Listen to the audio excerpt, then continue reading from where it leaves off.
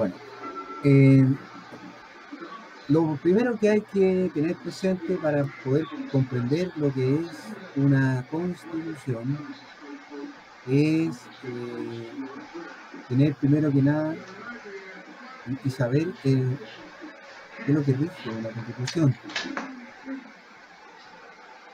a quién le es aplicable la constitución política. Y si uno empieza a leer de manera detenida la constitución política, se da cuenta que principalmente va abocada al concepto de persona, al ser humano, al hombre, comprendiendo, ¿cierto?, al hombre y a la mujer. En esta introducción a la constitución política, se debe, por lo tanto, primero que nada, saber el concepto de persona, de familia, de sociedad y de Estado. Y así, en el artículo 1 de la Constitución Política, da a entender el concepto de persona, abocado principalmente y ligado a un concepto de dignidad, de libertad y de igualdad. Y así la Constitución Política señala en su artículo 1 que dentro de las bases de la institucionalidad, que la persona nace libre e igual en dignidad y derechos. Asimismo hace una referencia al concepto de familia, señalando que la familia es el núcleo fundamental de la sociedad. Como tercer aspecto, también hace referencia al concepto de los grupos intermedios, a señalar que el Estado reconoce y ampara a los grupos intermedios a través de los cuales se organiza y se estructura la sociedad, garantizándoles una adecuada autonomía, un adecuado cumplimiento de sus fines, como asimismo señala que el Estado está al servicio de la persona humana y su finalidad es promover el bien común, para lo cual debe contribuir a satisfacer o establecer todas las condiciones que le permitan a cada persona de la comunidad su mayor realización espiritual. Por lo tanto, en estas bases de la institucionalidad y en el texto que fue aprobado por el gobierno militar en el año 1980, se basa principalmente en el concepto de persona, en su concepto de dignidad, en el concepto de que la persona abarca al hombre y a la mujer, sin distinción. Y por lo tanto, el concepto de persona es entendida en un concepto amplio, no en un concepto singular, no en un concepto específico, sino que principalmente en un concepto genérico. Por lo tanto, el concepto de persona para la Constitución Política abarca tanto al hombre y a la mujer, sin distinción de sexo, edad, estirpe, condición, posición política, posición económica, rasgos sexuales, color de la piel. Y por lo tanto, abarca el concepto de persona al concepto del ser humano dentro de la sociedad. Este concepto del artículo 1 de la Constitución Política es recogido también en el Código Civil, en el artículo 25 del Código Civil, el cual define el concepto de persona como todo individuo de la especie humana, cualquiera sea su edad, sexo, estirpe y condición. Y por lo tanto hay que relacionar el artículo 1 de la Constitución Política con el artículo 25 del Código Civil. Todos me imagino que conocen el Código Civil, de lo que regula dentro de las normas del derecho privado. Por lo tanto, este concepto de persona establecido es un concepto que toma la Constitución Política del derecho natural, del jus naturalismo que se denomina. Y por lo tanto, es un concepto que permite entender que la persona dentro de la Constitución Política tiene ciertas características de igualdad, ciertas características de libertad, y la característica principal es la característica de la dignidad.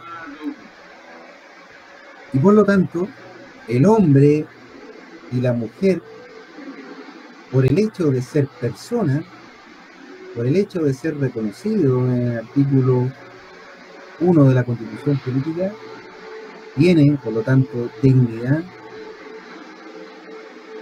tiene y abarca el concepto de edad y el concepto de igualdad.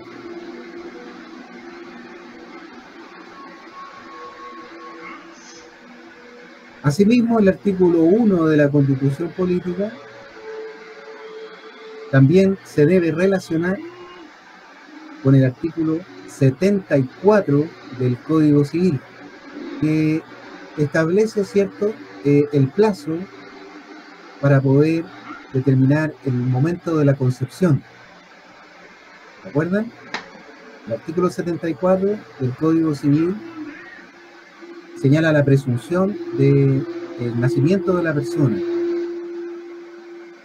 Señala que la persona comienza su existencia legal al momento de separarse completamente de la madre. Por lo tanto, desde el momento de la separación del feto de la madre, para la legislación empieza la existencia legal de la persona. Por lo tanto, se debe relacionar el artículo 1 de la Constitución Política con el artículo 25 y con el artículo 74 del Código Civil, que dan un concepto de existencia y de establecimiento de la persona. Ahora, si ustedes leen el artículo 1 de la Constitución de manera más detenida, señala que la persona, de manera expresa, señala la persona nace libre en dignidad, la persona nace libres e iguales en dignidad y derechos. Esto significa que es un imperativo, y por lo tanto hay que estudiar qué se entiende por dignidad, porque dice que la persona nace nacen libres, iguales, en dignidad y derecho. Entonces hay que entender, primero que nada, el concepto de dignidad. Y el concepto de dignidad es un atributo de la persona que consiste en que el hombre es titular de un trato respetuoso, es titular de un trato diferente, es por el hecho de ser persona, la Constitución política le reconoce la dignidad, es decir, el hecho de ser considerado como una especie de del concepto de hombre, del concepto de persona, y por lo tanto es un derecho inherente al concepto de ser humano, concepto de persona. Por lo tanto, este es una definición del concepto de dignidad, surge a través del derecho natural, del derecho del jus naturalismo, que se llama. Y significa que toda persona, por el hecho de nacer, por el hecho de ser persona, por el hecho de ser un miembro de la especie humana, tiene dignidad, es decir, tiene el derecho, primero, de nacer, y segundo, tiene el derecho de convivir con sus pares, el derecho de relacionarse, de crecer, desarrollarse, tiene el derecho de poder cumplir sus fines, de establecer sus metas. Y esos derechos deben ser, por lo tanto, reconocidos por la Constitución política y deben ser reconocidos por la ley. Y por lo tanto, el hombre es un depositario de derechos. Y estos derechos el hombre los va concretando a medida que se va desarrollando como persona, a medida que va creciendo, a medida que va pasando las diferentes etapas, primero de la niñez, la adolescencia, la adultez y posteriormente el adulto mayor, va desarrollando sus derechos a medida que va adquiriendo más responsabilidades y más obligaciones. Y esos derechos que emanan de su dignidad como persona son reconocidos en el artículo 1 de la Constitución política, y este concepto de dignidad va a impregnar las demás normas que están sujetas y supeditadas a la Constitución. Y así, por ejemplo, va a trascender a las leyes orgánicas constitucionales, a las leyes comunes en general, y como también a las otras leyes que emanan de la potestad reglamentaria que emanan del presidente de la República, como son los decretos, reglamentos, instrucciones y circulares, las cuales deben contener este concepto de libertad y principalmente el concepto de dignidad de la persona. Pero no solamente estamos reconociendo en el artículo 1 de la Constitución política el concepto primero de dignidad, sino que también estamos reconociendo, y la Constitución reconoce, que la persona nace también libre, es decir, el concepto de libertad. Este concepto de libertad, o principio, o derecho a la libertad, también es un atributo inherente a la persona. Es un atributo que emana también del hecho de nacer, del hecho al momento de concebirse a la persona tiene la libertad, en sí mismo tiene la dignidad. Este concepto de libertad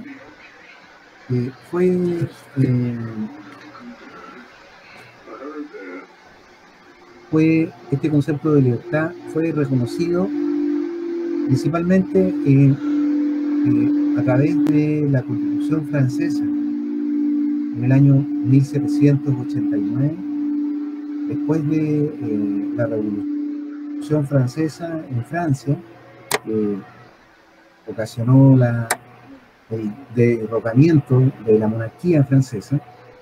Surgieron en Francia muchos conceptos que fueron reconocidos con posterioridad por otras constituciones europeas, como asimismo con otras constituciones latinoamericanas. Por ejemplo, en el caso que estamos analizando, la constitución política chilena. Y así el concepto de libertad se traduce en que el hombre, el ser humano, al momento de nacer, nace de manera libre. Y es reconocido también por la Constitución política, al señalar en otros artículos más adelante, de que toda persona que nace en el territorio chileno es libre. Y por lo tanto que en Chile no existe la esclavitud. Y toda persona que viva en el territorio chileno va a gozar de plena libertad, reconocida por el ordenamiento jurídico, principalmente también reconocida por el artículo 1 de la Constitución política y otras leyes que también están establecidas y están supeditadas a la Constitución.